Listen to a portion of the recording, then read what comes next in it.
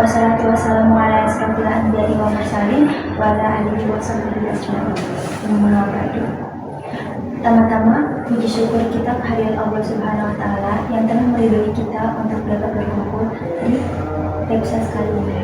Teman-teman sekalian, selamat pagi. Izinkan saya untuk menyampaikan sedikit nasihat. Selain nasihat juga menjadi reminder atau mengingat kembali bagaimana Allah sudah memberi kita nikmat yang begitu besar. Allah berfirman dalam surat Ibrahim ayat 7, kurang lebih seperti ini. Yang artinya, jika kamu bersyukur, maka kami akan menambah nikmatnya. Tetapi jika kamu ingkar atau kufur, maka sungguh azabku sangat pedih. Ayat ini adalah janji Allah untuk para umatnya gitu, supaya kita tuh ingat gitu bagaimana Allah sudah memberi kita nikmat yang begitu besar. Jangan kita kufur atau membanding-bandingkan dengan nikmat yang Allah telah berikan. Selain kita mengucap alhamdulillah gitu kalau mendapat rezeki, kita juga harus mengakui dalam hati gitu, kayak percaya bahwa nikmat ini tuh berasal dari Allah dan karena nikmat itu berasal dari Allah. Terus juga harus mengucap puji-pujian seperti zikir, alhamdulillah, Allahu Akbar, subhanallah, kayak gitu ya.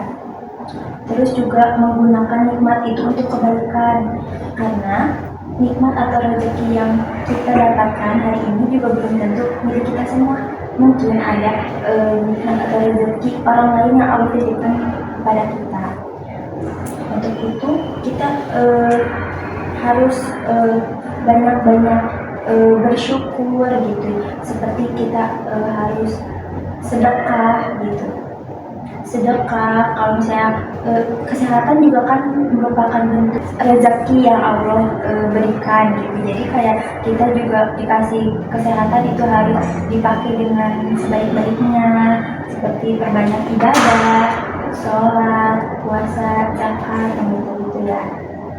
Lalu juga Allah berfirman dalam surat Ibrahim ayat 34 yang kurang lebih seperti ini. Dan jika kamu menghitung nikmat Allah, niscaya kamu tidak akan mampu menghitungnya. Kita kan sebagai umat Allah gitu ya, sebagai kaum muslim itu harus bersyukur. Tapi bersyukur ini tuh kayak kita merasa puas aja gitu, tapi juga jangan membuat kita jadi malas untuk bekerja gitu. Tapi kita juga jangan menghitung-hitung nikmat yang kita belum miliki, seperti kayak ikut Safira punya motor sih, aku enggak gitu. Jangan gitu, tapi kayak kita harus berdoa, berikhtiar kepada Allah, kayak gimana ya caranya dia bisa punya motor gitu, apakah aku harus kerja gitu. Lalu juga ada hadis yang kurang lebih seperti ini. Lihatlah kepada orang yang berada di bawah kalian dalam hal dunia, dan jangan melihat kepada berada yang di atas, karena hal itu lebih pantas agar kalian tidak meremehkan nikmat Allah.